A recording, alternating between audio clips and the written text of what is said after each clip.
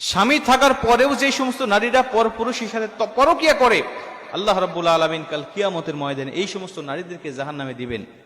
শুধু তাই নয়, আল্লাহ পাক আল্লাহ রাসূল বলেন যে আমি দেখলাম তাদের স্তনের সাথে স্তন দ্বারা ঝুলন্ত অবস্থায় আগুনের উপরে রেখে দিয়েছে তাদেরকে জাহান্নামের মধ্যে, তাদেরকে পুড়াচ্ছে এবং তারা অনেক কষ্ট পাচ্ছে এবং তারা অনেক চিৎকার করতেছে। মুসলমান মা বোনেরা আমার, খুব মনোযোগ দিয়ে শুনে নেন। আল্লাহ রাসূল বলেন ওই সমস্ত নারীদেরকে আমার আল্লাহ এমন আযাবগুলো দিচ্ছেন যাদের হালাল স্বামী থাকার পরেও তারা হারাম পথে তাদের যৌবনটাকে ব্যয় করেছে, হারাম পথে অন্য পরপুরুষের সাথে পরকিয়া করেছে, অন্য পরপুরুষের সাথে হাসি ঠাট্টা করে কথাও বলেছে, দেখা করেছে।